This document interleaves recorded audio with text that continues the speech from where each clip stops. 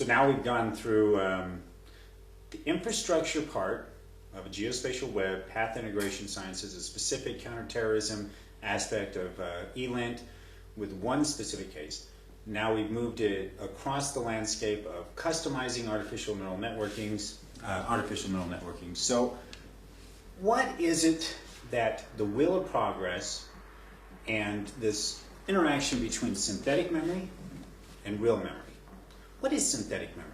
Well, as we bring this cybernetics movement, the recorded audio and visual system of having it uploaded every single day or recording the information that we've collected in a day by our devices as one type of sense, taking each device as a node and taking each device as a node of senses. The individual has this many senses, and now with this added feature has this many senses with this added sense and processing.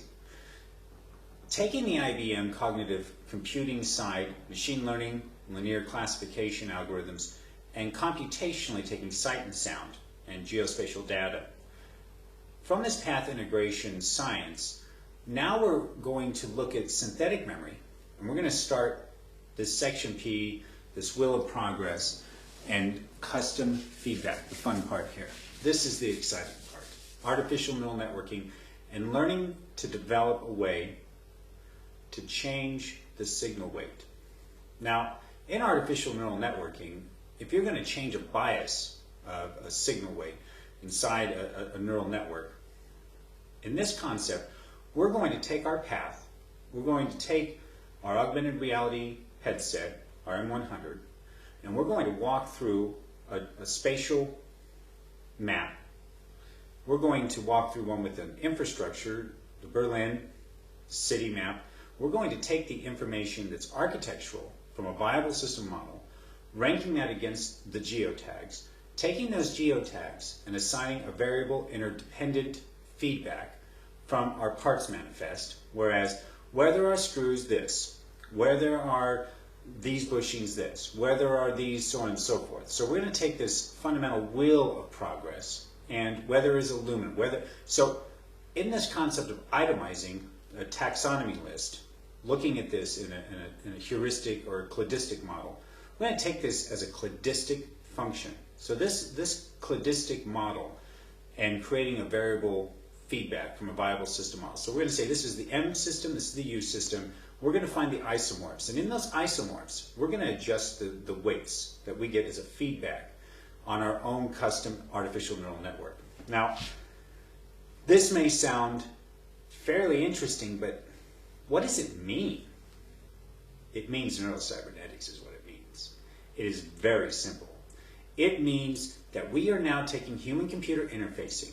We are now customizing feedback from our own memory, long-term, short-term, hippocampal research that we would see with, let's see, Dr. Alvarez and Dr. Squire. We would look at their long-term memory, retrograde amnesia. We would look at the studies in connectionism, symbolism, something that's a symbol like the wheel of progress. And we're going to take a symbol map, and essentially, as we take this long-term, short-term memory and our attention memory, and we're going to take our attention memory and we're going to essentially indoctrinate our own feedback from our attention memory. And that is going to be part of building our own ANN. So we're going to change the way we store information in our brain by using a synthetic device and synthetic memory. So this will become part of neurocybernetics. For those of you who don't understand, the interesting part of this is that building a feedback control to motor neurons from Pavlovian trace conditioning and taking an input over time and then developing the bridging, the synaptic bridging of short-term, long-term memory. Memory disruption, memory disturbance, bombarding the human mind with different signals. The media side, the corporations, the government guilt machines of foreign governments, the building of a new religion after the Frank Church Committee, the kind of movement towards building some type of control that you have with your own memories against any type of other external control. So we're going to talk about something called synthetic memory and the MEMX man. And I've got a kind of fun aspect to go into this. It's a short story called The Meme X-Men. And we're going to look at the science fiction side of what is the Vannevar Bush Raytheon Memex machine. What is this hyperlinking system that he's talking about in the 40s and 50s? And we're going to look at this memory, the synthetic memory, in the same type of context as we go into this futurist scenario. We go into the kind of sci-fi Philip K. Dick-esque mindset. We're gonna break away from all of this scenario, all of this policy, all of this into looking at what the importance is of synthetic memory, as we have so many recording devices constantly making an assemblage of information. And now putting that into cybernetics, putting that into a smart grid, putting that into a node system of cataloging information.